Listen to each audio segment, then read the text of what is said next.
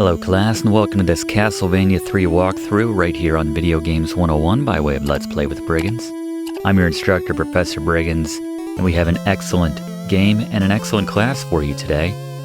I've gone on record as saying, admittedly in the minority, that Castlevania II is my favorite of the NES trilogy. A very close second is Castlevania III Dracula's Curse. But let's get some context first. During the 15th century Europe, there lived a person named Dracula. I always picture an older lady reading a storybook to children in the library. Person named Dracula, he lived in a shoe. He practiced sorcery in order to create a bad world filled with evil. Alright, maybe not such a nice person. He began taking over the continent of Europe, as you do, changing countries from good to bad. It's hard to find that switch. He was one of the best to do it. The good people of Europe tried to fight off Dracula, but no one was able to survive, so why do we have a game? Is there anyone left? Finally, the Belmont family was summoned to battle Dracula's vile forces. I don't know by who, it seems like everyone's dead. The Belmont family has a long history of fighting evil. It's just sort of their thing. The townspeople became afraid of the Belmonts' superhuman power and asked them, I'm sure politely, to leave the country. Fortunately, the people found a mighty Belmont. Man named Trevor. Was Trevor so quick and eager to respond to the call after being kicked out of the country and treated so poorly? I guess he's a bygones be bygones type guy. Type vampire hunter. The curse of Dracula has begun. The fate of Europe lies with Trevor. Rest of the world's okay though, right? Now those conquering types are, once they get one continent, they're pretty much done. They're sated. In terms of difficulty, Castlevania III, Dracula's Curse, one of the most difficult titles on the NES. I'm going to call it the hardest of the trilogy, and go ahead and give it a 9 out of 10, which on the frustration scale equates to writhing around on the floor, cursing in tongues. This game will have you doing it, but fear not. We've got a great lesson planned for you today. We're going to walk you through the entire game, every single level. There are different routes you can take, so it doesn't matter which route you take in this game. We're going to have every single level covered. Have tips for all the platforming elements. Gary's really outdone himself today with the boss beaters. He's got tips for taking down every single boss in this game. And speaking of this game, it's a bit of a long one, so let's run the intro and get into this Castlevania III walkthrough.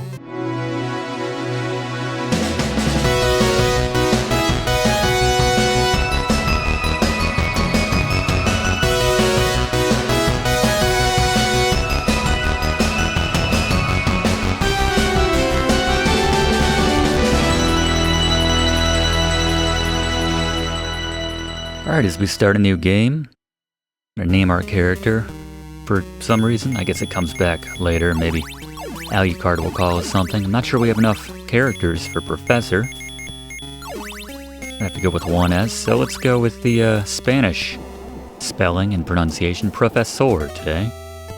As we take a look now at the controls for Castlevania III. See nothing too crazy here. The curveball is if you have Alucard, you can hold down and press A to become a bat. Very useful ability. And up and B to use our secondary weapon and change character if we have a second one with select. As we take a look now at the Briggs notes, the keys for beating Castlevania III. First, use our recommended route, mostly because it allows you to become Alucard, who's just awesome. He's the best character. He allows you to fly. Use his flight ability to avoid damage in pits, and of course, use Scary Gary's boss beaters. He's got them in spades for you today for every single boss. And again, we're going to be showing you every single route you can take in this game, but let's get an overview of the items now with Blaze. Alright, let's talk about the items you will find in Castlevania III, Dracula's Curse. First, the universal point item, the money bag, the nondescript money bag with the $sign on it. Even in the 1500s, Dracula didn't trust the banks. Grab these if you want some points. Moving on. The small heart, worth 1 weapon point for your secondary weapon. The big heart, worth 5 weapon points for your secondary weapon. Most weapons only take 1 heart per use, so these go a long way.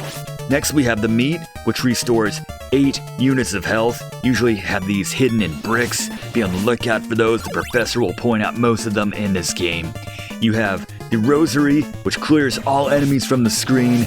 You have the very rare temporary invincibility potion.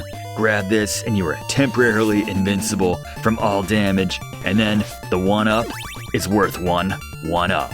Yes, the 1-up and the invincibility potion are particularly rare in this game.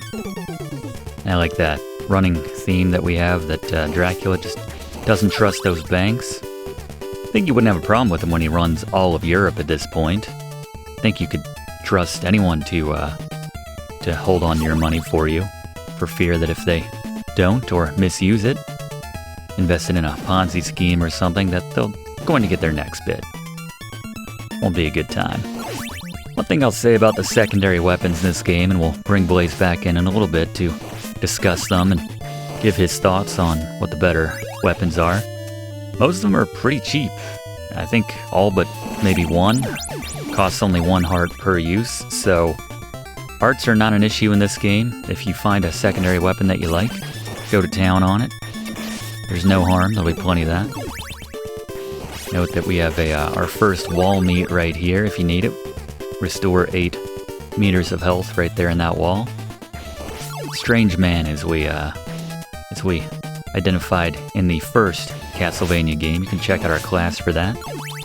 Should have the link to our entire Video Games 101 playlist in the description. Stores meat in the walls, money and candles on the wall. An analyst would have a field day with Dracula. Saw the strategy for dealing with those dragon statue enemies. Just stay at length. Just keep whipping. And clear the screen right there. And we're coming up on our first boss here in a second, so let's throw it to Gary for the first of many times today. Our resident boss expert, Scary Gary. It's Scary Gary's Boss Beaters. Alright, the Skull Knight, very easy boss. Just duck and attack him with your whip. If you're fast enough, he won't even touch you. Love it. Just get low, start whipping. Call it a day, move right along. And grab the orb right here. And the first level is taken care of. Now I mentioned we're going to be showing you every single level in this game, which means we're going to be going a little bit out of order. Normally we just show one playthrough, which we set our class to. If you want to see the route which we took in full, unedited, at this point we're actually going to go to the clock tower. As you can see right here, we're going to cut to a different playthrough, just so we can show you all the levels, because you can't do them all in one playthrough. But if you do want to see that complete playthrough, we will have that available at some point in the near future. We always like to include those commentary-free playthroughs of these games too, for viewers who just want to focus on the games themselves, so and see the unedited version of our playthrough at that point. But for the purposes of this class, we will be jumping around a little bit, explaining as we go where we're going and what we're doing and why we're doing it. And now for more information on the secondary weapons and the rest of the items in this game, let's throw it back to Blaze one more time. Alright, now let's talk about the weapons you will find in Castlevania III, Dracula's Curse. First, we have the very basic, very bland dagger. Doesn't do much for me, goes straight across the screen, meh. Now we have the axe. Arcs high up in the air, can be very useful against some bosses, as Gary will point out. We have the cross, which was very effective in the first Castlevania. Not so much here, if you ask me. I'm much more partial to the holy water, which I'm very tempted to give my item of the game designation to. This stacks as it hits the ground. You can use this very effectively against most bosses in this game, as Gary is going to mention later on. And then we have the stopwatch, which was very effective in the first game as well. Not quite as much here, doesn't work on the bosses like it did before, and still very expensive at 5 hearts a pop. Moving on, we have the weapon upgrades, which works for Trevor Belmont to get his whip up to the 3rd level from the 1st level, so you have 2 upgrades there. Alucard can also use this to add 2 and 3 shots to his attack. Very weak attack, so not that big of a difference, but that's what you have for the weapon upgrades there. Then we have the multipliers on the secondary weapons. Be on the lookout for these. They're typically hidden. You can get them from taking down some enemies every now and then, but they allow you to simultaneously have 2 or a 3rd instance of your secondary weapon on the screen at once. Then we have Sypha's magic spells. We have the flames, which is the short, very powerful flame Gary will talk about. The circular ice spell, which freezes water and some enemies. And then finally the lightning is the most powerful spell for this young magic caster. Seek the Seeking Lightning spell. It is the most powerful for Sypha. But good luck with the weapons and items of this very challenging Castlevania III Dracula's Curse game. Thank you, Blaze. Yes, very challenging. Can't emphasize that enough. Right up there alongside with the original Castlevania. Gotta watch out for these Medusa heads when you're trapped on the stairs. Just keep taking damage. They will be a thorn in your side throughout the entirety of this game. I suppose it's a good thing that we don't get knocked off the stairs when we get hit. That would be extra challenging, but still, we take a lot of damage this way. We want to ride this gear all the way down to the bottom. If you jump too soon, you'll hit your head on that brick right there, and you will fall to your death. We'll just sink like a sack of potatoes, so just hang on there. Wait a little bit longer, and you'll survive that. Generally, you want to get to the very edge of these gears before you make your jump. That's a good rule for this game in general when you're making platforming type jumps. Like there, didn't do that. Obviously, you don't want to go so far as that you fall, and like aforementioned sack of potatoes, but you do want to make sure you give yourself as much distance as possible when you're making that jump. You can use the gears motion right there to kind of line up the jump. Make sure you get to the edge, just let the gear move you back to the right to line that up. And we have some more wall meat right there. We're going to be showing you virtually every breakable brick in this game. Maybe one or two exceptions, but anyway, it's time for another boss. Let's throw it back to Gary. Boss beater. Grant Danasty. Get in the lower left corner at the start. Just jump and attack with your whip. If you have axes, you can throw them, or whatever secondary weapon you have, if they're going to hit them. An alternate strategy is to stay in the bottom right and just keep whipping and jump if he throws daggers, but generally I like the bottom left method. You'll take him down without too much trouble. Thank you, Gary. Yeah, not a lot of strategy involved with Grant Danasty. That sounds like a poor man's, as we can get him to join our group right here. Just sounds like a fictitious rap name that someone very white would come up with on a TV show in the 90s, like a Law & Order episode. There's a rapper involved with one of the case, Danasty. Something cheesy like that. So we'll take him on, though I should mention that, because I am very fast. There you go. There's not a lot of truth to that, not a lot of logic to that. And notice we shake with our left hands. Just wanted to call it out. Point out that I noticed it. So unfortunately for us, you think, oh, that's the easiest route. We're going to be at Dracula's castle just like that. No. Dracula killed the building, or the bridge inspector, very early on, so we're the ones paying the price. Go back and notice these items have respawned if you want to grab some more hearts, but not necessary. I loved Grant when I was a kid. He was my favorite of the secondary characters before I knew the wonder that was Alucard. And you just jump into something with him and hold that direction on the wall to climb around. And you can climb on ceilings, walls. It's very cool. Not especially practical in some of the later levels, with some exceptions. But it's nice for getting out of here. You can see we just do that. Very handy.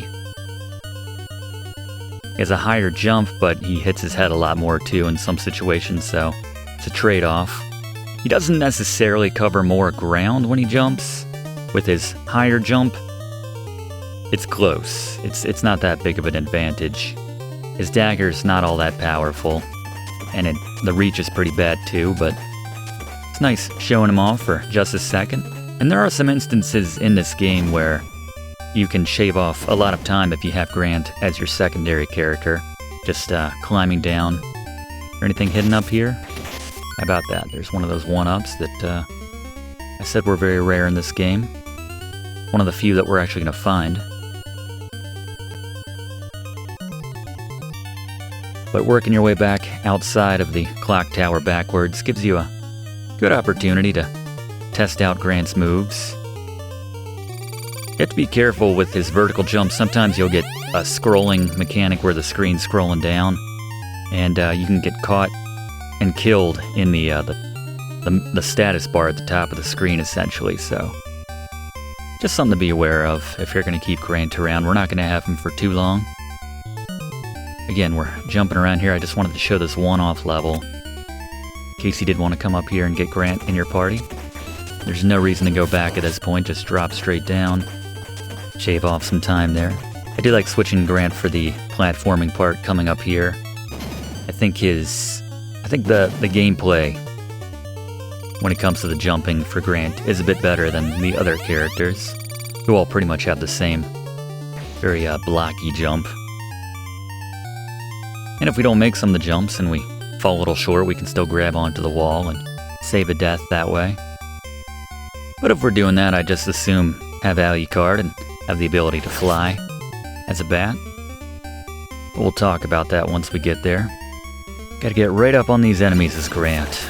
Give me the length of the whip any day, but while we're working our way back out of the clock tower and going back to the other route, let's go to Fluff for our first Fluff fact about Castlevania III.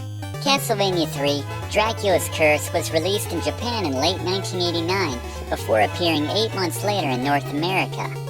Released by Konami, fans of the Castlevania series consider it to be one of the best and most challenging titles in the series, and likely the most difficult outing in the NES's trilogy. Ditching the open world and RPG elements of the previous Castlevania II, Simon's Quest, Castlevania III is a return to and improvement upon the style of the original Castlevania game, and help establish the gameplay conventions which would be featured in the numerous sequels on future platforms. While it was mostly linear, players can choose different paths in order to team up with different characters and add to the replayability of the game. Very true, Fluff. That's why I like today's class, because we're going to show you the entire game. So we're back to our main game, so to speak, where we don't have Grant, because in that playthrough I didn't even go for the clock tower. Didn't cross my mind. Wasn't exactly sure how we were going to put this class together when I sat down to actually play through this the first time, so hence the multiple playthroughs that we're going to be referencing as this class goes on. But anyway, the levels in the first half of this game, as you'd expect, imagine, not too difficult in the grand scheme of things. They don't really ratchet up the difficulty until later, when we have Alucard's abilities, which helps take a little bit of the challenge off of it. It's a good idea to not let these owls gang up on you. Take them down as soon as they emerge from the shadows, if you can reach them with your jump. Definitely don't try to do any pit jumping before you've taken care of the owls. One got away from us there. Eventually they'll fly off, but you'll see they come right back, so. Not unlike the red Aramers that we have coming up in a upcoming class on a very challenging game, indeed one of the hardest of all time in Ghosts and Goblins, but we'll cover that soon, next week I believe. Check back for that. Looks like there's a platform you could jump to on the right there, but don't make that mistake as I was testing. That's not a platform, it's just a bit of the background. I do like the fog effect here. Always kind of looked like a lake to me in the background when I was a kid, when I had a bit more imagination, but I suppose that's more fog and mist in the background there. Add to the spooky vibes that we're getting. Make note of the lightning in the background. This is going to come into play in just a second. Gary's going to mention it. If you've taken some damage, drop down, whip this brick right there, get yourself some land meat right out of the earth, and we're going to carry on. And once again we have a choice to go up or down. Down is the Alucard route. That's the one I would normally take. We're going to get back to that route a little bit later in the class. Right now we're going to play this one through as if we took the higher route, the mostly above ground route, where we're going to find our secondary character in Sypha. And you can see, once again, we have Grant in our party. Multiple realities and timelines occurring here. Best way to deal with these jellyfish creatures, just go right at them, jump over them before they explode. It's a lot more manageable than waiting until the screen is full of their tiny little baby spawns that go everywhere, so I can get through there without taking a hit.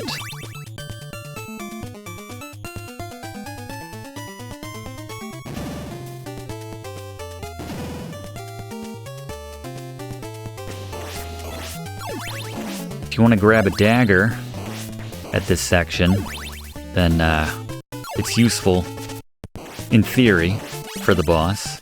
Maybe not practically speaking, but if you want to grab that. I'm going to skip it, just because, well, Gary will explain it, but see right now we have 48, now 47 hearts. We have as many axes as we want to throw at this point. No reason to sit on them, no reason to be conservative with your secondary weapon points in this game. Especially now that we have the triple ability on top of that.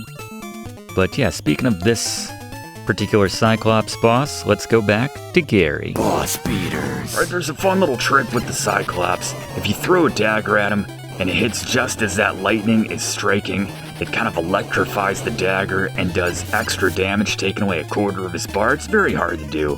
Mostly you just want to get on that lower brick on the left side, duck and attack with the whip when he's in range, and then jump up on the left, the higher brick when he gets too close. And just rinse and repeat. There's actually meat in that lower left brick, but you want to keep it there so you can use this strategy and never get hit in this battle.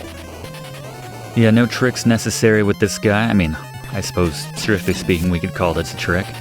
But no special moves necessary, just take advantage of his misfortune in this case, I suppose.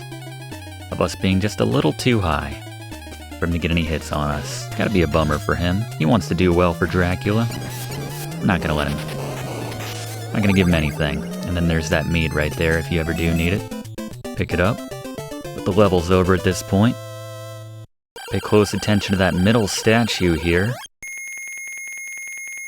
as Grant's time in our party is about to come to an end. Meet the young sorceress, Sypha. This is going to be awkward for Grant. Didn't last very long. So I've seen it spelled S-Y-F-A. I've also seen S-Y-P-H-A. I think I've seen that. Take him with you. Okay. Talk about that in a second. Again, left-handed shake. Love the moonwalk. Never want to be the person on the left side in this exchange. At the end. See you, Grant. It's like, but Grant still wants to stab Dracula if possible. It's like, you don't have to go the other way. You don't have to, just because it's awkward, you don't have to go the wrong way to get to Dracula's place. There's no way he's going to make that bottom route alone, but anyway. So Sypha has a number of spells we can pick up if we switch to her. And speaking of her, I noticed, Fluff, what was the deal with them calling her, him in the choice option back there? Choice option? Fluff? So Sypha is indeed a female, and I guess this might be considered a spoiler alert. If you care, then avert your ears. But in the Castlevania canon, Sypha and Trevor become romantically linked and have a child together. Regarding this game, even the manual refers to her as a he. If you were curious about the Japanese version, maybe thinking it was a localization error, they actually don't make any reference to the character's gender when presenting you with the option at this point. Instead, it roughly translates to take with you or don't take with you. In beating the game with Sypha, she removes her cloak to reveal her long blonde hair and cuddles up with Trevor, with the game even referring to Sypha as a her in the ending. So this was either an act of laziness on the part of the person in charge of localization, or perhaps more likely, it was an intentional act to mislead the player for the surprising reveal at the end, a la Samus in Metroid. Alright, good call, Fluff. Thank you very much for clearing that up. I think, part of the canon, maybe they mention it at some point, but I think a lot of women in this world wore cloaks. I think it was common for, there's some wall meat there, by the way. You see we got the fireball spell, very, very powerful. You can see as we use it here. It only costs us 1 heart, so definitely rely on it. Gary's gonna recommend it for some boss beaters, I'm sure, upcoming, but yeah, a lot of women in this world, I think, like caravans would frequently be the targets of attacks by bandits, so the women would kind of conceal themselves, dress up as men, so that, because the bandits typically would prioritize the ladies for unsavory purposes, unfortunately. So if they could blend in and look like they were more dangerous target as a man. That's what they went ahead and did, so hence the cloak. Here you go, the more you know. The moveset for Sypha, very similar to Trevor. Exactly the same, actually. We just don't have the weapon length that Trevor has with his whip. Obviously, make sure that you jump as soon as possible. At the first moment, you can jump on these long Tetris pieces. It's especially important here because you can see this third one's going up, so that'd be a bad time to not be able to make that jump. Always a bad time not be able to make that jump, but the power of Sypha's spells more than make up for her lack of other abilities. I'd probably put her second overall in terms of the allies, just behind Alucard, because her offensive abilities are just top-notch. Grant's sort of the odd man on him, and it's nice that he can climb on walls. You know what? Let's pick this up in a second. Gary? Boss beaters. Alright, the Echidna. Just start the battle in the middle of the room, and I love spamming Sypha's fire spell to just torch this boss. Scorch the snake. Not a euphemism, by the way. We literally just scorched that boss to death with flames. Speaking of which, Fluff, what's the difference between an Echidna and a Medusa? Without getting too in the weeds on it, Medusa has a human form with snakes for hair, whereas Echidna has a woman's face and torso, but with a snake's lower half instead of legs, as was shown here. Alright, good call. Thanks, Fluff. Grab some wall meat there. These guys are tough when you have Sypha. Just because of the limited range that we have there. And can't crouch down and use our spell, so need to switch over to Trevor there. Not a bad move. We continue fighting our way through the ghost ship here. And we have these balances. I kind of like these, actually, as a mechanic. Not a whole lot of these in the game, but it's fun. Make sure you get to the edge there when you make that jump, otherwise you might come up a little bit short.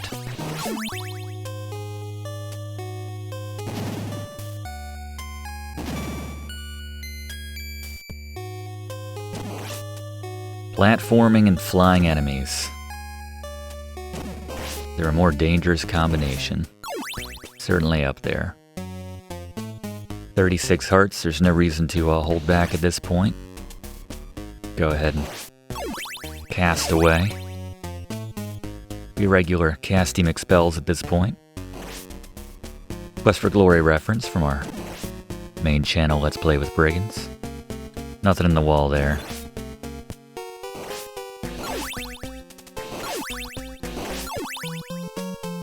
Haven't seen any new spells in a while.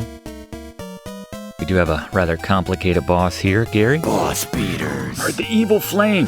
You want to stand to the left of the right coffin and torch those mummies when they come out with Sypha's fire. And then, as Trevor, in the second phase, you want to duck on the ledge and attack, then jump over Cyclops and repeat. Side to side, take him down. Alright, let's give that second half a try right here, right now. Get up on this ledge, get a couple whips in. Got greedy there with the extra whip. Oh, he's coming in. There we go. Might be able to get one in. There we go. Good rhythm. I like it. Gary's always good with the reliable strategies. Not saying anything new here. But I just love it when it works. These are my favorite kind of hacks.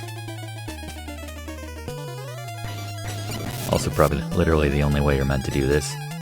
Works a lot better when he's not charging, so you can get that second attack in, if not a greedy third.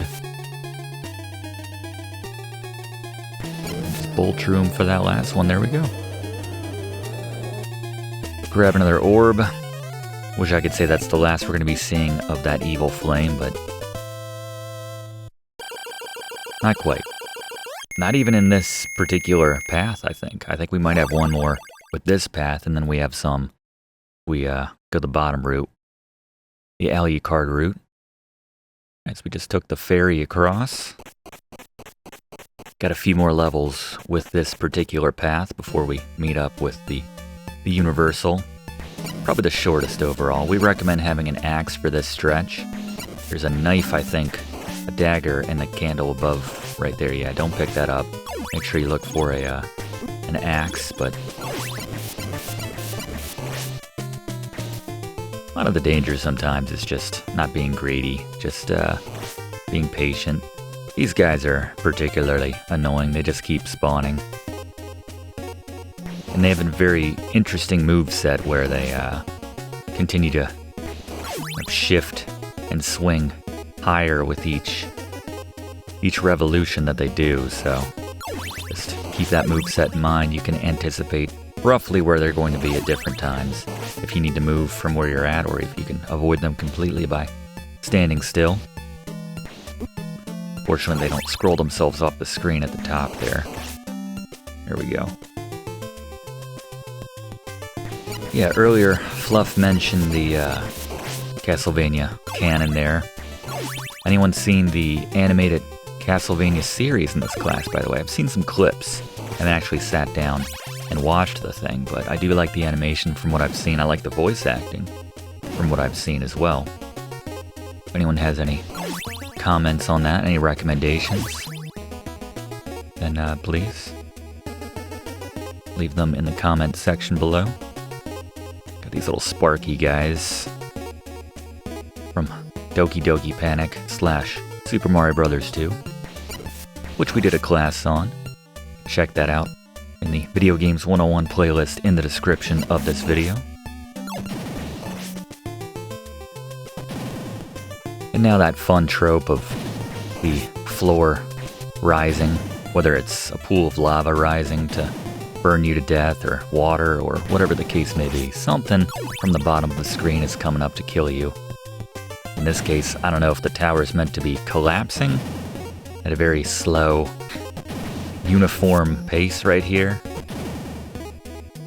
There are some items to be grabbed, nothing especially all that valuable.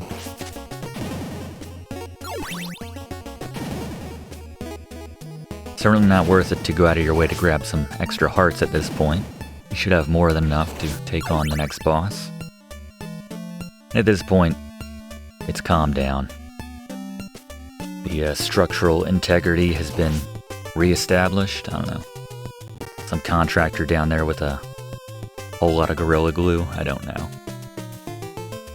Not gonna waste any time here though. A little too dangerous. Not worth the items. Just press on.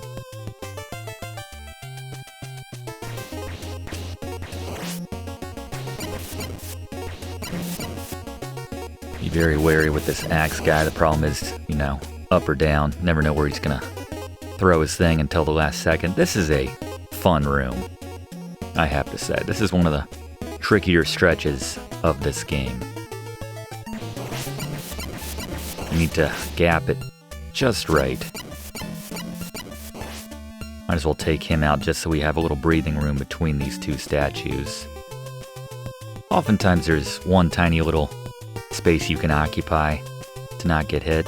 The timing is going to be a little bit tricky here.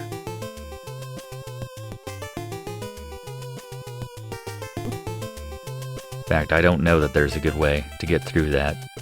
I suppose if you trigger the top one and don't leave, you can get a nice rhythm between the two.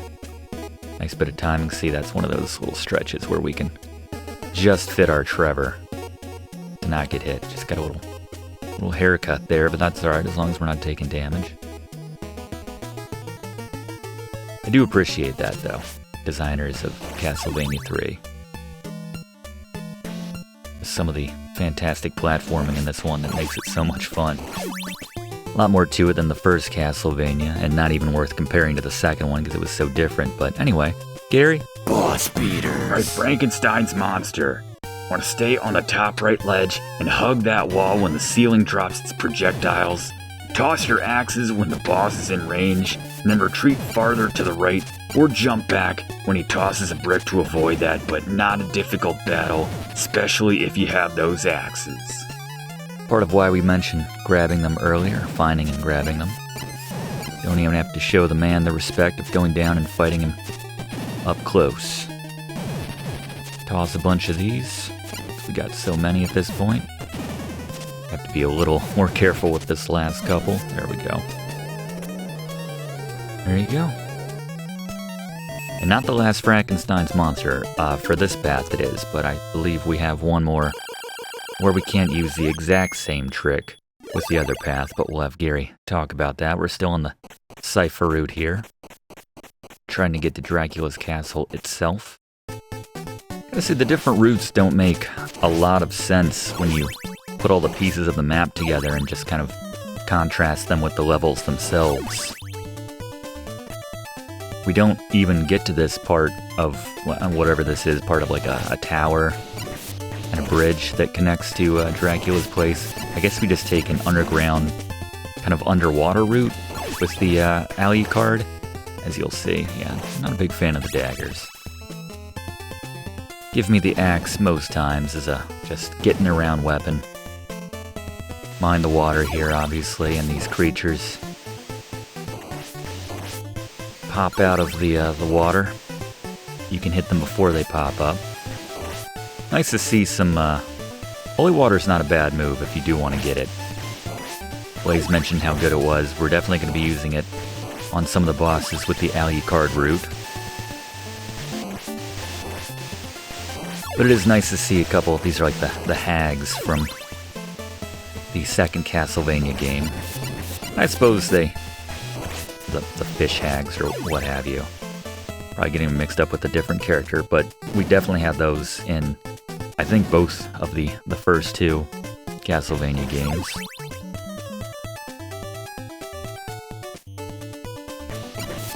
Gonna go high or low? It's always the question. You gotta make that extra jump there. And these little guys are straight out of, I guess, Battle of Olympus, or vice versa, probably better said. Probably more likely that the 3 or 4 person team at Infinity who made Battle of Olympus borrowed from Konami rather than the other way around. Plus there's I mean, you could see they took a lot of inspiration from Zelda 2, The Adventure of Link. Not knocking it though, it's one of my favorite NES games, Battle of Olympus. We did a class on that game, which was a lot of fun. You can check that out, part of the same playlist in the description of this class. Just time it, thread that needle, avoid the damage. Back when you could make a game in 4, 5, 6 months with 3 or 4 people. Different time. Yeah, definitely not picking up that stopwatch at this point in the game. It had its moment, no pun intended, in the first Castlevania, but got an extra life. I guess it's 70,000 points, seems a strange number. We'll take it. The no death run it admittedly won't be as impressive if we pull it off in this game because we're going back and forth between different paths. But again, we'll have that unedited version. Oh, this is going to give way, by the way. Keep moving. Do the jump and whip there. Last 2 don't move, thankfully. You can get some good traction, quote-unquote, on those as those bricks are falling, so. But, yeah, if you don't keep up with it, you will fall very quickly. I guess these are called fishmen. Merman, fishman, whatever. Singular, but anyway, coming up on the next boss. And I think we're going to use Sypha for this one. Gary? Boss beaters. Like the water serpents, you want to stay on the middle platform and just alternate to the left and right side of that middle platform to avoid their flames, and then throw your secondary weapons, or just use Sypha's fire or whatever spell you have at that point. You'll take them down without any trouble. Thank you, Gary. Yeah, stay safe, stay out of their range. I like it. We have plenty of range. Pretty much match theirs. Got one of them. We can die a little bit faster. We can duck underneath that one. No need to worry about wasting hearts at this point. If they really wanted to make it more challenging, they could vary the length of the enemies, the boss's flame, so you never knew which you were going to get. But there goes another one.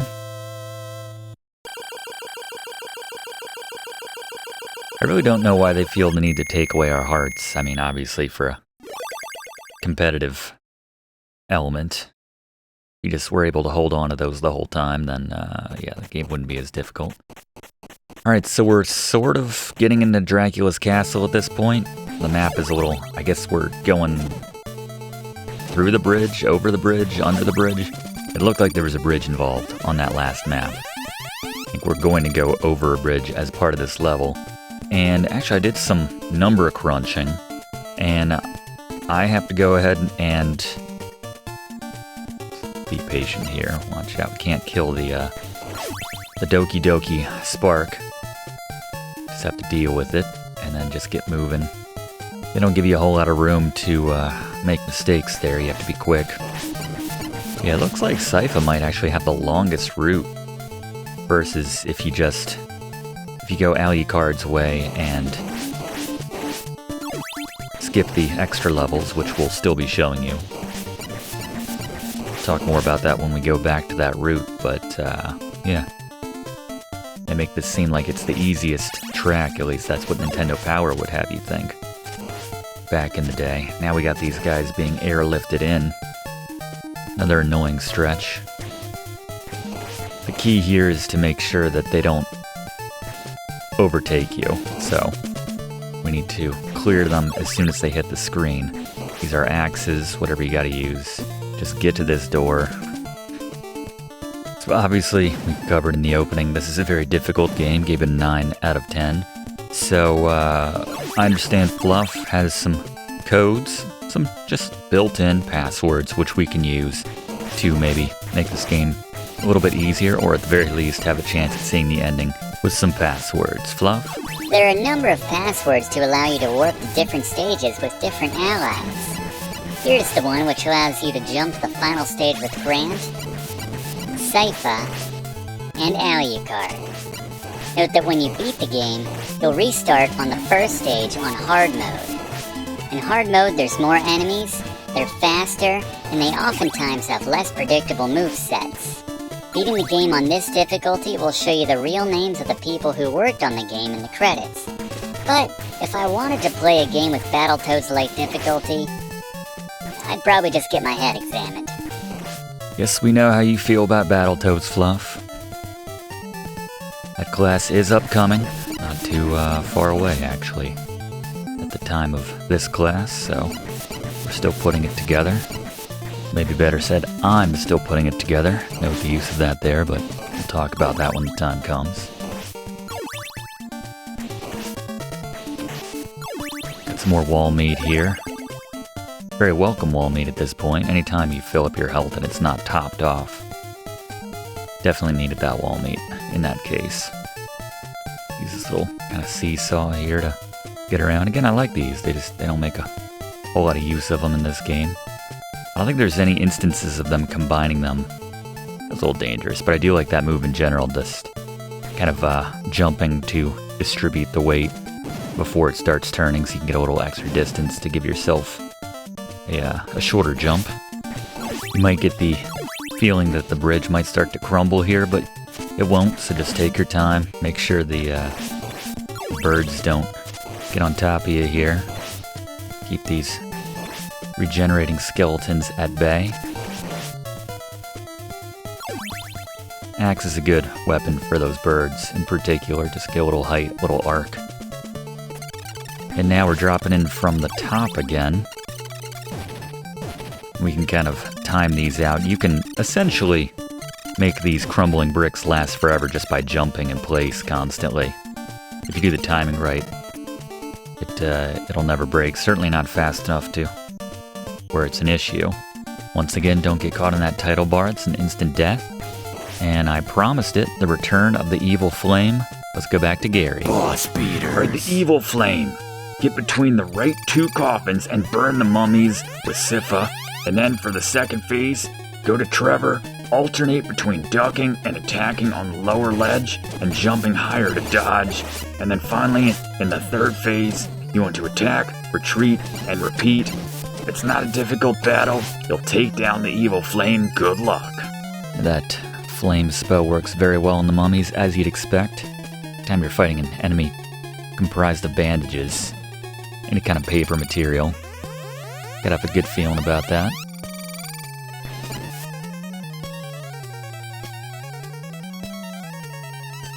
Yes, this will work well. It's just going to take a while. Try not to get greedy here, so you have a little bit more health for that final phase that Gary mentioned. Although admittedly, it's not that bad, if I recall correctly. Let's get in as many hits as you can. And he makes a pretty sizable jump. I think by now you'd realize this strategy's not working, Cyclops. So well. Till we see you next time. And the final, the big man. Yeah, he's very slow. And then he jumps very high. You can easily transition underneath him. Gets those fireball attacks off every now and then, but not that big of a deal. As long as you have a little bit of health in the can, you should be able to take him down without issue. And there we go. Alright, so this is the conclusion of the Sypha path. We'll be in Dracula's entry hall. If we continue on, so let's go back to that fork, which seems like an hour ago at this point. And we'll take the lower path now to go find Alucard. In this timeline, we didn't go to get Grant, by the way. Just as a reminder, so we're still here alone. This is back to our main playthrough that we'll eventually put up here on the channel. Unedited. So the swamp won't drown you if you stick in it long enough, but it will stick to you so that you can't move once you get down low enough, and movement becomes an issue. You have to jump your way out, as the enemies will just jump all over you and pummel you to death. In that sense, main thing is just to keep jumping when you're on the surface so you don't get stuck in the mud. Take the platform when you can.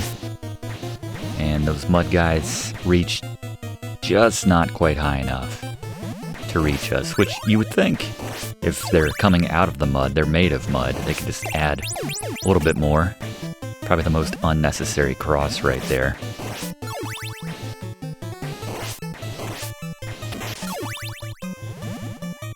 Grab some meat down here. It's the only way to get to that is to come in from the right side.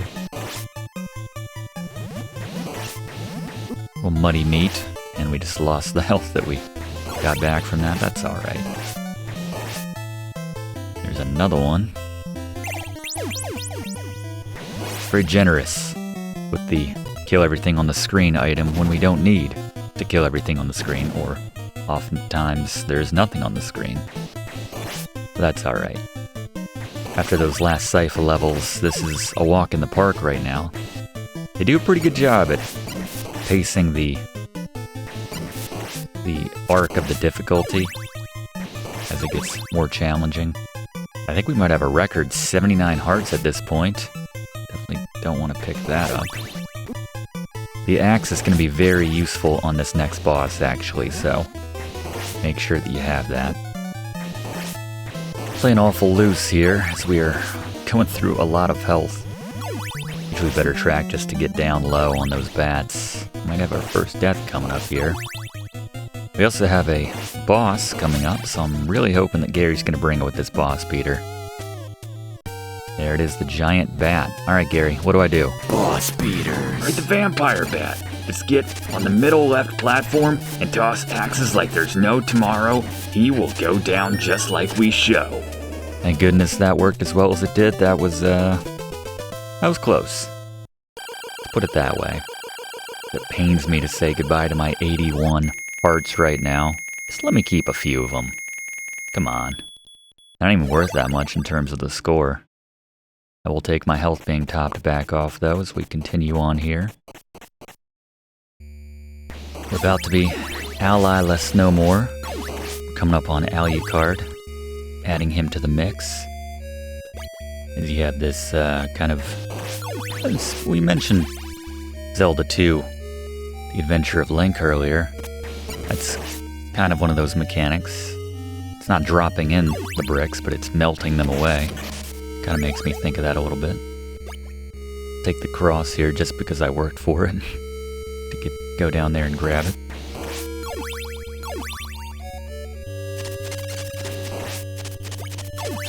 So here, if you're very patient, then you can take the lower route. Not really that worth it if you ask me. Eventually, you're better off working your way back up to the top anyway, so I just recommend staying up top. Know that we do have a timer. Easy to forget that in this game because it pretty much never comes into play. Really hate the dagger. I don't get much use out of the cross, but definitely don't want the dagger. Yeah, 600 seconds. Kind of slow seconds at that, maybe. I don't know, I haven't been looking at the counter, really. No, normal seconds. Same thing, you can wait, open the bottom path, but I just assume stay up top because it's safer in the long run. See right here, we don't have as much water to deal with, or it's a bit easier to avoid the water when you stay up top. And if you come in from the bottom, then you're going to want to go up top at this point, in my opinion. That was dangerous. Make sure you have enough height to clear that. Could take my own advice there. And wait till we're right at the peak. A lot easier to clear that there. Wait for that fire to dissipate. And you'll see why I recommended staying high here as we come through this door. It's just, yeah. It's a lot easier to clear these things on the top than it is the bottom. Make sure this one's all the way at the bottom before you make that jump. You can see it starts to come up right away, and that's an instant death if it touches you. You can ride these. These look like something out of Contra a little bit. Now we're in a good spot. Watch out for the Doki Doki sparks.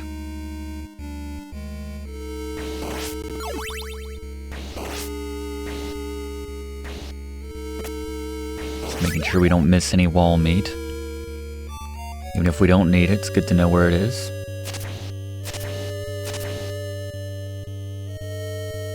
Yeah, that was definitely an instance of being impatient. Can't help it, I know it works against me, but it's very excited to meet Alucard. I think that's what it is. Those guys are like a slower version of those in Adventure of Link. But anyway, we are finally at Alucard. Gary, what's the strategy? Boss beaters. Right, Alucard. Get on the platform and keep swinging. Or an alternate strategy, you can jump and swing as you're falling down to both take out his projectiles and hit him in the head. Not necessarily in that order, but he's not a difficult boss. Just get those swings in, you'll take him down. Yeah, hopefully he's going to be more difficult once he's part of our team. Right now, yeah, pretty manageable, I have to say. We get kind of shortchanged actually when he joins our group because he only turns into a single bat. Doesn't have the same stature either. And his attacks seem to do a lot more damage in this form than when we pick him up, in which case they're pretty useless. With one notable exception, which Gary will mention. I guess platforming would be more difficult with him if he were that tall. But anyway, let's do the deal now. We don't have anyone to get rid of this time, so that's good. No feelings will be hurt. Suppose that would make it especially awkward if we turned him down now. We're a loner, Alucard. You'll learn that about us. No, wait, no, you won't. Because you're not coming with him. No, he actually is coming with us. I like the, just kind of the shake to represent his talking to us. Needs all the help we can get, Alucard. Come on with us. Hopefully you're in the left-handed handshakes as well. Oh yeah. There you go. I guess it's just easier to animate, I don't know.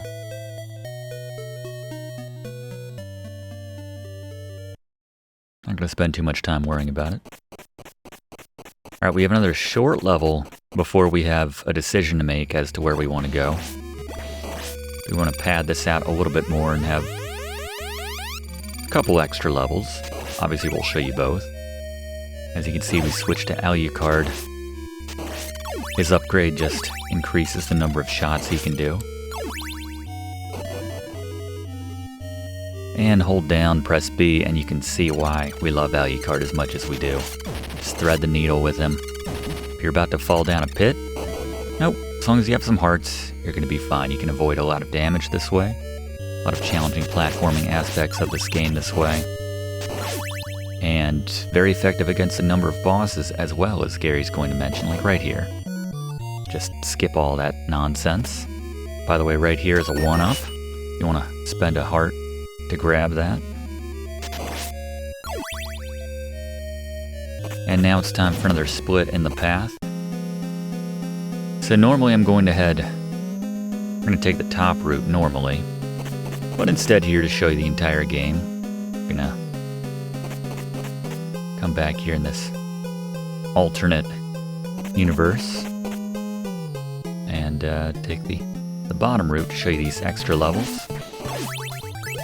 Still have Alucard, obviously. Do not recommend trying this game with only Trevor. I know that's in case the game's not hard enough for you. And they have that. Of course, they also have the hard mode after you beat the game.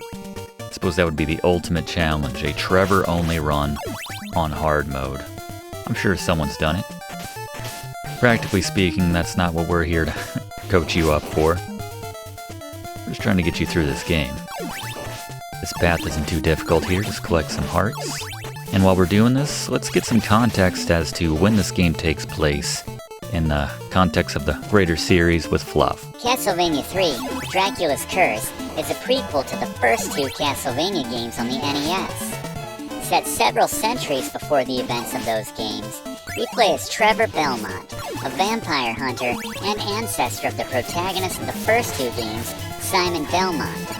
Set in the late 15th century, Count Dracula is ravaging and conquering Europe with a monster army.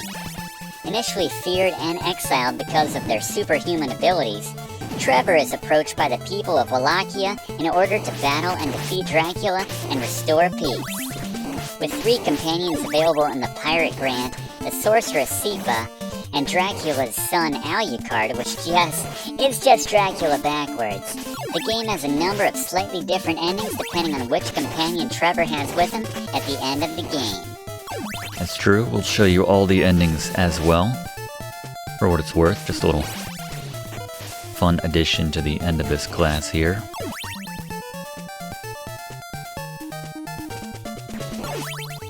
I recommend holding onto the holy water as long as you can around this point in the game for the most part. If you pick up something else by mistake, not the end of the world, but as Gary's going to mention, it's very effective against a number of these bosses which we have coming up. Can't go wrong with it for pretty much most of the rest of the games. We have a whole mess of hearts right there. Whole mess of hearts. We have 52 uses of the holy water at this point. Yeah, let's pick it up. Not a big deal for now. There will be more holy water.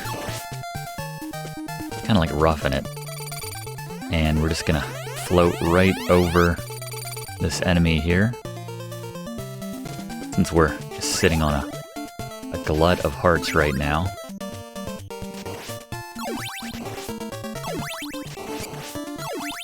Same idea right here. As long as you got the hearts to burn, it just becomes a more convenient way of getting around these stages, avoiding damage, avoiding pits. We can go underneath right here if we want, but seeing as there's no threats, just go straight across. Fly over in this case. And we're going to switch back to Trevor right now as we have another boss coming up. And let's throw it back to Gary. Boss beaters. Right, the Bone Dragon King. Or toss your axes and attack, but the main thing is to prioritize safe spaces to stand on, so stay away from the edges, or if you're gonna get hit, get knocked back against more bricks like we have here, a nice wall at your back like we show. Not too difficult though, the Bone Dragon King. Thank you, Gary. Game can't handle all the sprite movement right now, affecting the frames per second. The axe is working pretty well. Not that difficult to avoid the... And there he goes, through the ceiling. We don't do all the damage to him. There's going to be some left over for phase 2. So in this instance, we need to be sort of quick. It's not really that urgent. If you just play at your normal pace, you'll get through this just fine. But note that the water will be rising, and For whatever reason right now, Trevor doesn't seem that upset about it. But yeah, you'll notice at the bottom of the screen that water certainly rising. Didn't mean to pick up that dagger, but that's alright. There's plenty more secondary weapons in the sea. Some holy water right... one of these. There it is. As the sea is coming to us right now. Yeah, we're sitting on a whole mess of hearts right now. No reason not to use Alucard here. You probably have a pretty decent bank at this point too, so you might want to just use it to jump left. Just say no thank you to all that nonsense to the right. Watch out, they have a bat of their own, but other than that, alright, we have the second phase of this. Let's throw it back to Gary for phase 2 of this boss. Gary? Boss beaters. Right, the second phase, stay left at the start to get some cheap hits in, then just use your secondary weapon and prioritize dodging. Just like the first half, not too difficult. Thank you, Gary. Yeah, if we catch him one good time with that holy water, or even one bad time, you see how quickly it just eats into their health like that. Here we go. Not sure how long we're going to want to celebrate this one, given the state of the... just our immediate situation. At least the water respects a good victory. So now we're going to cut back.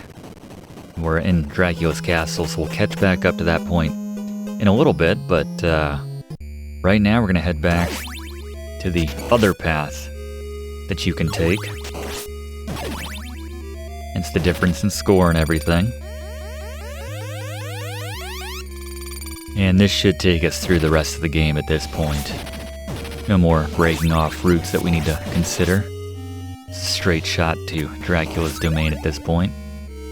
Missing that holy water now, but it's alright, we'll make do. One of these bricks gives way if we hit it. It's this top one here on the left. There it is. Make sure you do the jump like that instead of jumping from the gap at the top, otherwise you will get your skull crushed, and that's never a good time. Vampire hunter or otherwise. And I think actually I want to stay Trevor here, but anyway, Gary? Boss beaters. Right at the start of this fight against the Skull Knight King, you want to immediately climb those stairs and jump over the boss to the right as we show here. Turn around, just keep swinging that whip, retreat, and repeat. When you need to, get in the corner and switch to Alucard when he gets too close. Fly over him, repeat the process until he's dead. Thank you very much, Gary. Yeah, we could have stared him down, probably just gotten those extra hits in and taken some damage, but let's try to do it this way and see if we can do it without taking any damage, in case you show up here a little worse for wear. We'll just repeat the process. Yeah, if you only have 1 health, you should still be able to do this, assuming you have Alucard. And yeah, he's got some reach there, so close. Can't even imagine having the level 1 whip at this stage in the game. That's why it's almost like, why not just give you this maxed out whip as your basic weapon? Why even give you the weapon level ups? Because they give them to you so quickly. Now we are finally in Dracula's basement. We find some old keepsakes, his old high school yearbook. An old Billy beer. It's never been opened. It's never gonna appreciate in value. Dracula, probably just toss it at this point. Can't imagine it's still good.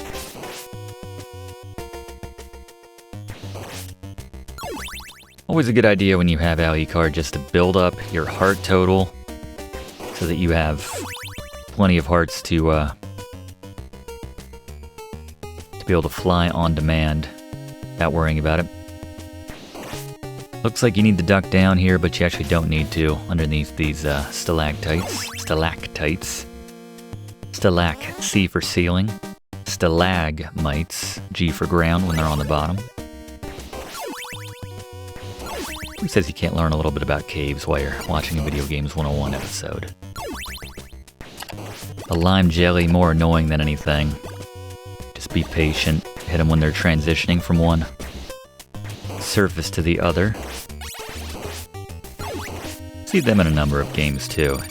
I don't mess with these, getting surrounded by these mummies. I was just default to Alucard right here. Note that if you do take damage when you are Alucard as the bat, you will revert back to Alucard and sink down like the aforementioned sack of potatoes, so be very careful. Be ready to engage it again. There's no rule that says you can't re-engage it right away. So if you are above a pit and you would otherwise fall to your death, you can enact that again and don't have to worry about that. Curious what that is? That's our holy water, which I'm going to try to hold on to as long as humanly possible at this point, given its effectiveness against a number of bosses in this game. Certainly the ones upcoming, you'll be glad that you had it. Gary's got some really key examples upcoming.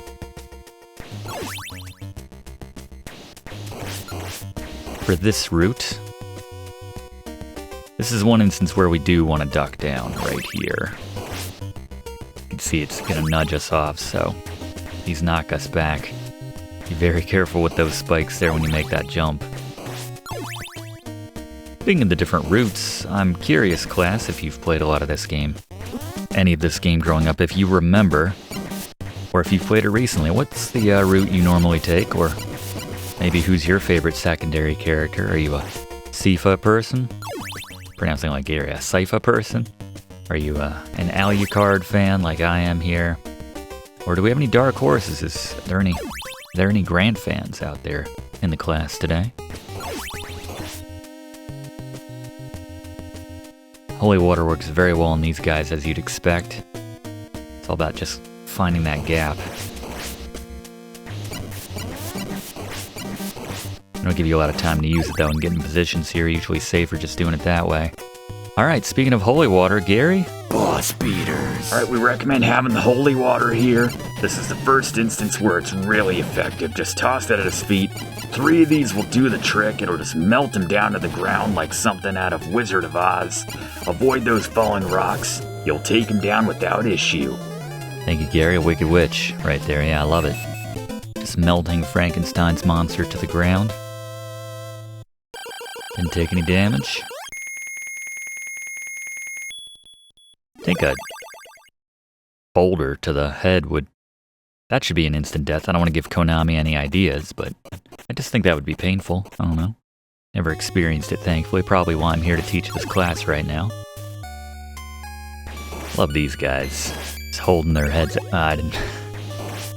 So wrapped up in my description of these silly mascots for... I don't even know what they would be for.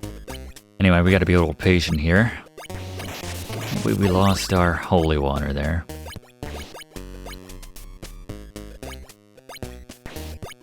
Just wait till he falls down in that little crack. I don't want to waste any hearts if I don't have to at this stage.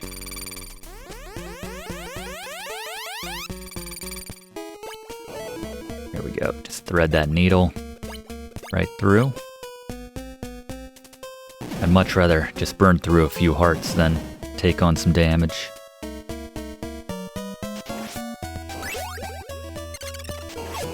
And now we should... Alright, now we have the full power attack from Alucard here. And we keep switching around timelines, so I keep forgetting how many of these that I have. I feel like I keep picking up these weapon power-ups. Just squeeze in right there. No patience required. We have more of those oscillating enemies in this room. Up and down. Just make sure you're out of the way when they're swinging back down again. If you stay at the front, generally it's not an issue. You just take them out with a whip as soon as you show up. They didn't even throw that many of them at you during the more difficult parts. Again, this is very Adventure of Link, but who has the time? We played that game. Let's just fly up here. It's the only way to travel. Bat form. I wish it wasn't so expensive in terms of the hearts. Really the only thing you need hearts for in this game. Certainly not instance of any weapons in which it's a big deal. A lot of opportunities to collect some hearts at this stage. Big one over here to the right, left, I should say. Another one over on the right side once we come down the stairs. I usually try to get a nice little arc too, get some more money. Alucard and I could go to Vegas after this? I don't know. We will have our little ending together. Let's see if I can hit them both. There we go. It's the little things class. Actually, the axe might come in handy here. Let's throw it back to Gary for this one. Boss beaters. Alright, the vampire bat. Get to the top right ledge and just keep attacking with that whip and secondary weapons. They can't knock you out of position, just keep firing back at them. They'll do a lot more damage than they do to you. You'll take them down. Yeah, it's nice being up against the wall where you don't have to worry about being knocked back or anything. And we just fling the door open. And now this is one area where you'll be very glad that you have Alucard. Generally, I like to stay to the left as the bat.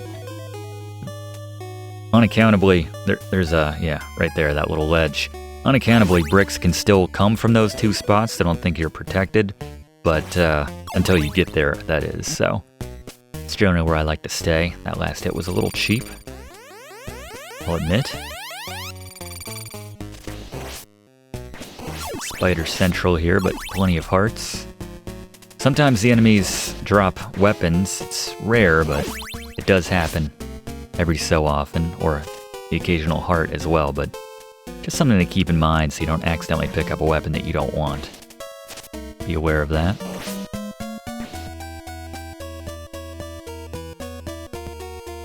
A lovely view of Wallachia in the background there. Looked like we were just jumping to our death, but you're never jumping to your death when you have Alucard. And if you come down here, you'll notice we can hack away the wall with our whip. Grab a 1-up. Every little bit helps.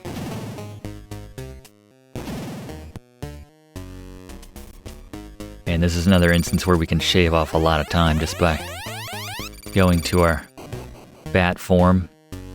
This is actually a pretty difficult stretch of platforming if you just do it straight ahead. So, burn 1 heart and do just fine. Be very tempted to jump here to get some of these power-ups or avoid damage. That's much worse than any damage they could do to you. Actually, if they hit you and knock you back, they could flip one of these things too. So you gotta be really careful here. Just make sure you don't go for any of these power-ups or anything like that. Even as Alucard, when you can hit him from a distance, you can't get to him in time, so don't be greedy. Like Abu in the Cave of Wonders. Got banged up a little bit there, that's alright. I'm sure Gary's got a good one for us. Once we reach the next boss, we still have a little ways to go before then. It looks like a fun Halloween costume, I guess. Best way to describe those guys. Or like part of it was really good, but I don't know, they blew their budget on the holding their head at their side type things. They just had a trash bag for the rest. Now that lovely game trope where the floor rises once again. Or we scroll upward at the very least. Note that you get a little extra runway there when we're making those jumps. You can use the stairs as sort of an extra block or half of a block in that case. Again, we don't do anything the normal way here. We just do everything bat style. You'll notice we can do a little flutter up if we hit the button right there. Helps you move a little bit faster. Sometimes that can help you avoid a bit of damage here or there. It's a very difficult stretch here, though. Because these guys just keep coming in from the left and the right with their swing and move set. Note where all the skeletons are going to be. Don't go too quickly, like in that last case. That was unnecessary damage. Normally we would die in this instance, but once again, live to fly another day. And we're going to take this right staircase up just because it's a little safer to get up. It's a bit shorter and more direct to get to the boss here. And we can just jump and fly over these mummies as per usual. But speaking of the next boss, you thought we were done with the evil flame. You got it one more time in this timeline, Gary? Boss beaters. Alright, the evil flame with Alucard. You want to get to the edge of the left ledge and keep attacking. If you need to, Alucard over and repeat on the opposite ledge. It's the same strategy in the second phase. It's a very effective move. Just attack. When it gets too hot, turn into Alucard and fly away to the other side and repeat the process. In the final phase, just keep attacking from that right ledge and then transition under the opening during those big jumps. They're very generous with his hang time. Take him down. Alright, thank you very much, Gary. Alright, so far so good. I do miss having Sypha's flame attack, though. Yeah, this guy. I know he's carrying a giant mallet, but it looks like he's got a barrel of something on his back. And yeah, he's coming all the way, so again, we could jump, but in this case, we're just gonna use Alucard to basically give ourselves a moon jump. Enjoy a little hang time, repeat the process, get some more hits in. It's a good strategy. Don't even need to switch back to Alucard, his human form, before we switch again, but so close. Not gonna take needless damage here, though. Almost afraid his normal attack wouldn't do enough damage there. Like Gary said, Trevor's the way to go here. He's gonna stay put right here, just keep whipping once he gets in range.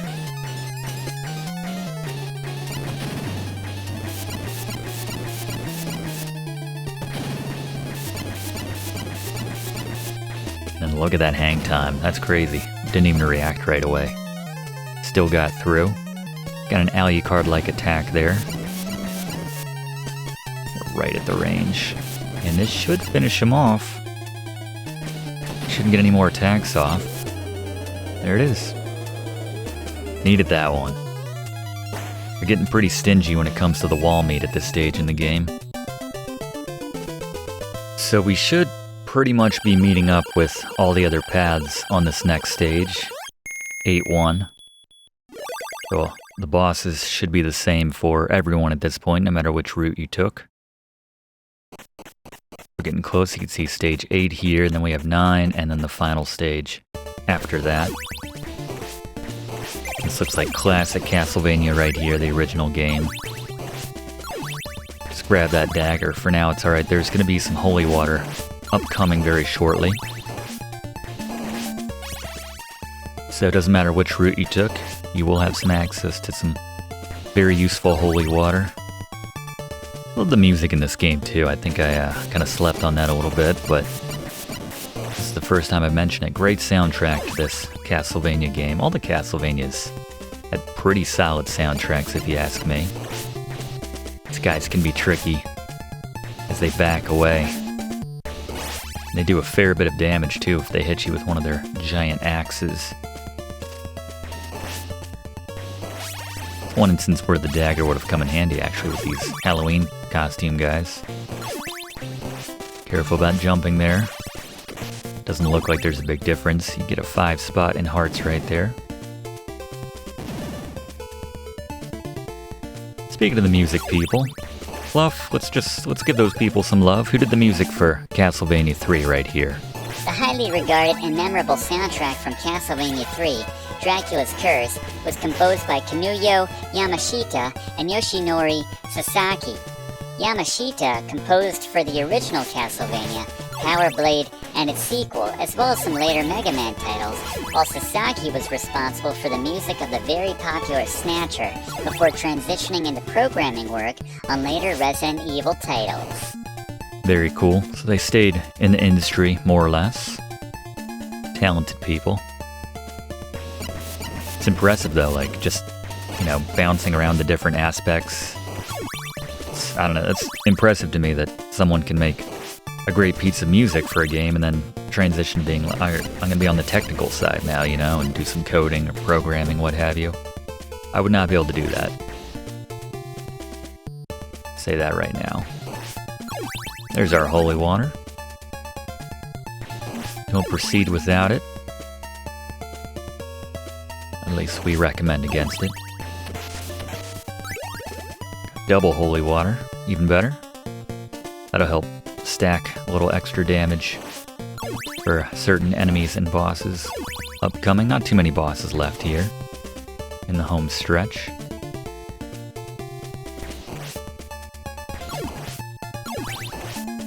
Always start to get nervous when they just give you a whole bunch of power-ups.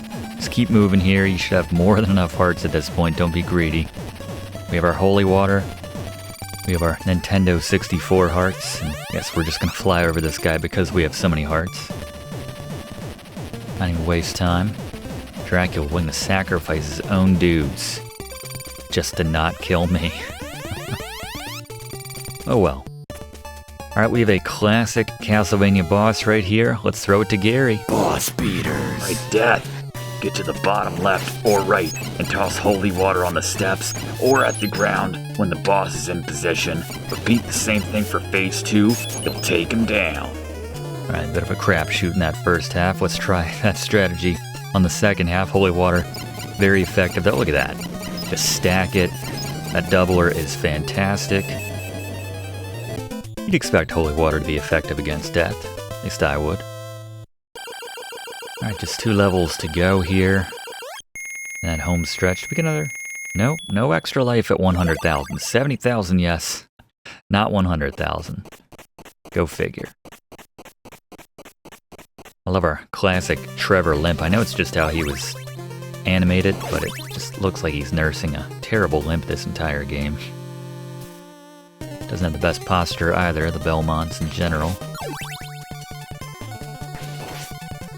Anyone have a favorite? And again, same idea here. Just keep on top of these little winged skeleton monkeys, skull monkeys. Don't let them jump all over you. Definitely don't pick up the daggers and crappy weapons they might drop. And don't think you can get rid of them or outrun them. You're a very slow vampire hunter. These death monkeys, they hop around very quickly. Straight out of Battle of Olympus, which I'm now realizing came out about a year before this game did, so everyone was just ripping off everybody in the 90s. 80s and the 90s for the NES. If you had a good idea, it was probably going to show up in another game. In this case, ironically, a good idea is a terrible and frustrating idea for the player at least.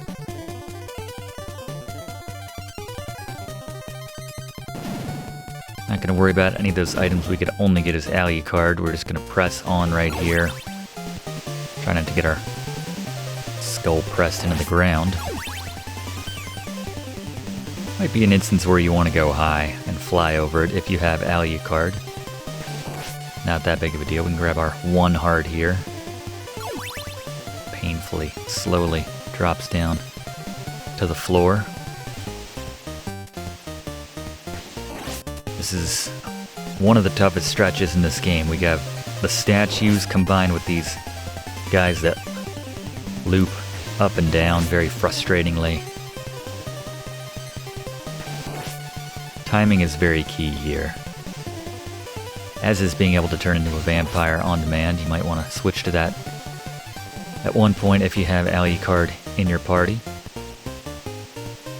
Might have to if you get knocked back, actually. Don't forget you can hit those projectiles they launch at you. This thing, and I suppose 2 people is the minimum to be able to call it a party. Still, our very small party. Get the 5-piece right there.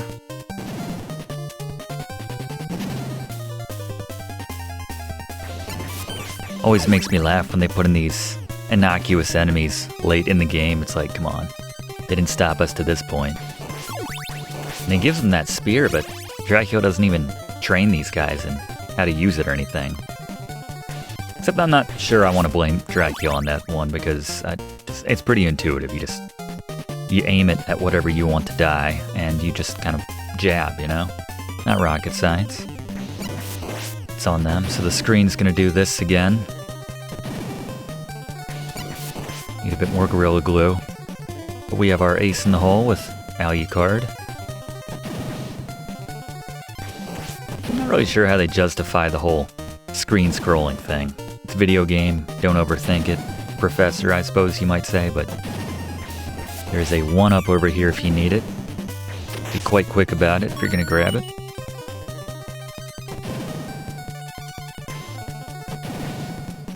Nothing there. We're starting to get behind a little bit here.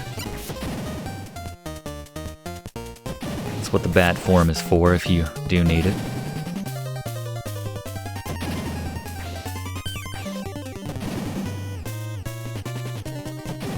They condition you to think that there's wall meat everywhere.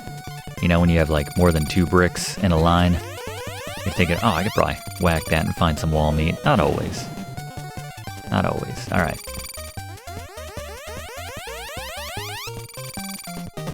There is some wall meat on the next screen though, so we can go to the right and pick this up right here in the wall if you need it. Can be just what the doctor ordered. Come through here, door to the left. Another instance where Alucard works out pretty well, but you need to be careful. It's a good idea to take care of the bird first. Make sure you have a clean route with the fish man. There's going to be another bird there. I recommend taking down this one as well before you try flying. Otherwise, they'll just knock you down and just frustrate you as you sap through your HP. But yeah, another instance where we'd have to go very much out of our way if we went the normal route there. So let's enjoy Alucard's special ability there. Note that we can go underneath the flying Medusa heads here. Careful with the floor. That was pretty clutch. Alright, and let's throw it back to Gary once again. Boss beaters. Alright, the Doppelganger, another instance of where that holy water is clutch. Drop off that right ledge at the start of the battle, turn around, and throw that holy water like there's no tomorrow. Just keep attacking. You'll melt the Doppelganger in seconds. Congratulations. That was laughably easy, thank you, Gary. Normally they match whatever secondary weapon you have, but I suppose that's only for maybe your axe and your dagger. Doppelganger's thinking, where did you get that holy water? I didn't see any holy water around here. Just have to slum it with the boomerang there. Alright, so this is the final level. There's one last wall meat we can get midway through this, but just the same, be very careful in conserving as much HP as possible.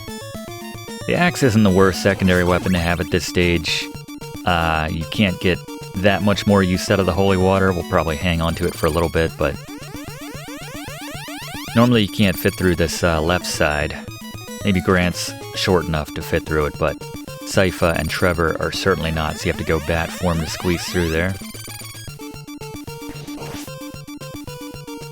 I like to generally lure these Medusa heads to spawn as high up as possible before I transition down.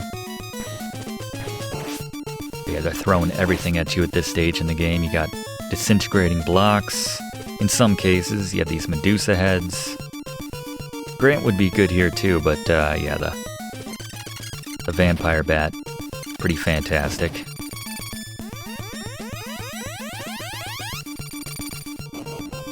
I was very close to falling off the screen, but this is the bottom right here. Can have a bat right off the bat flying at us. I've had enough at this point, so I'm just gonna avoid most of this. Actually, I can get one holy water off on this guy. I take some needless damage there, but we get our lucked into getting a triple right there. Not that it's going to be that useful on the final boss of Dracula. Hope I didn't give anything away by saying that we're finishing this game by taking on Dracula. There's some wall meat here to the right.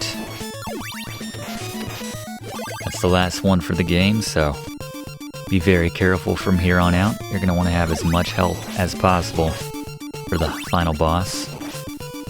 Whoever they may be, let's just say that. Could be Dr. Wily.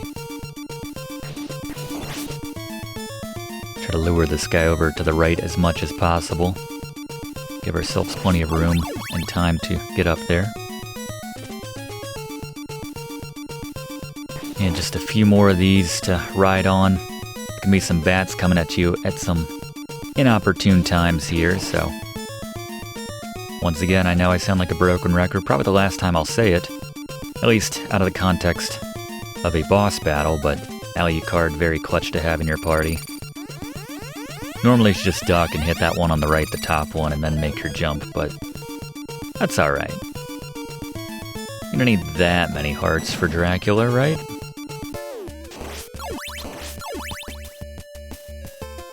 I'm sure Gary's got us. Beautiful crescent moon in the background. You always expect a full moon, don't you? It's werewolves. We did that last week. Alright, Gary, take us home. Boss beaters. By Dracula himself. In the first phase, you want to jump and whip, moving after 4 hits to avoid fire. If you're quick, you can get 4 hits in. And yeah, just hug up against one side of the fire or the other to avoid the one coming out of the ground. In the second phase, you just want to attack and toss your secondary weapon. And then when you get cornered, turn into Alucard and fly away if you got him in your party. Otherwise, just pelt him with whatever spells, whatever moves you got. They'll take him down pretty quick. And then finally, in the third phase, you want to jump and attack from the throne. Alucard is clutch here with his attack. If you've got him in your party, just jump and attack right here. He basically can't hit you when you're standing in a specific position like we're showing here. But congratulations, you have beaten a very challenging game in Castlevania III, Dracula's Curse. Alright, can't smoke him just yet. So far so good though. Yeah, this phase is particularly frustrating because you never know when they're gonna change their course and start trying to box you into the corner again. They don't always come down low enough for you to get some whacks in, so yeah, the axe works very well here. Alucard does have the move to allow us to actually get some damage on the boss here, but it's very weak. Probably take just as long as trying to do it this way, and just there we go. Alright. And you mentioned to stand right about here, and this is where Alucard is the MVP. MVV, maybe. Just kind of stay right here. There we go. Get our jumps in. Kind of lure those shots to go straight across, horizontal, or at the very least go over top of us. And yeah, this phase, at the very least, with Alucard, very possible without taking any damage. Bit more difficult if you're Sypha, although you will have the spells. But trying to do it with Grant, good luck. Good luck with that. That's when it ticks up. But yeah, not the most exciting finish, but any boss I can take down without, any final boss I should say, I can take down without taking a hit. Pretty satisfying, I have to say. Especially after a game as difficult as this one was.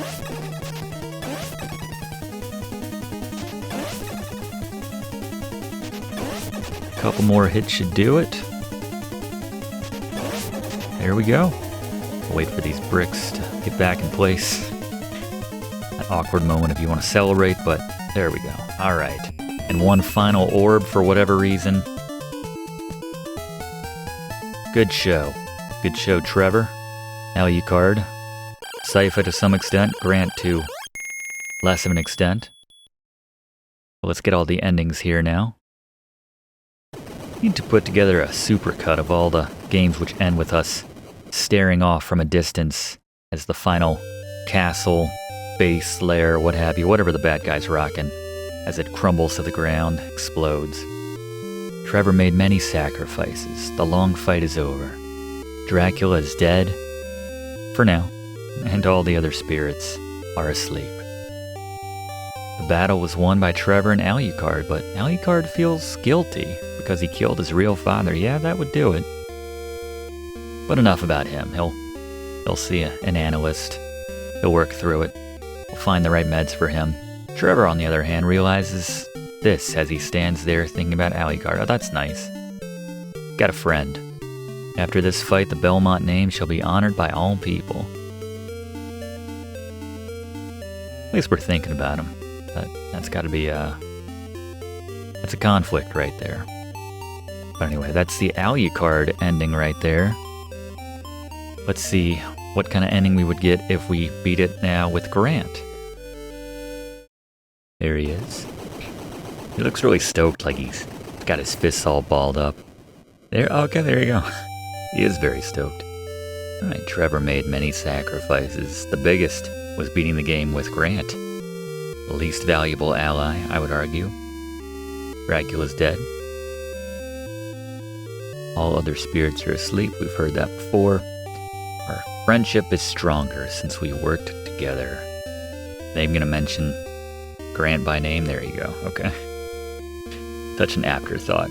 They'll start to rebuild the destroyed areas of the city. Alright. That's underwhelming. And then the same paragraph for the Belmonts. Alright, let's finish with the Sypha ending. And as Fluff mentioned, as the castle goes down, she sheds the cloak, or the hood, and then the two embrace. There you go. I don't know, Trevor and Alucard went through a lot together. I could see a little hug after all that. A lot of craziness, a lot of difficult levels, and made many sacrifices. Hung out with this very talented, attractive young sorceress. Sypha, the vampire killer, has had a bad life, but since she met Trevor, she's beginning to feel more, confident? Oh, comfortable, close enough with herself. She's thinking about taking a pottery class. She's always wanted to do that. And then the same old Belmont name. Shall be honored by all people.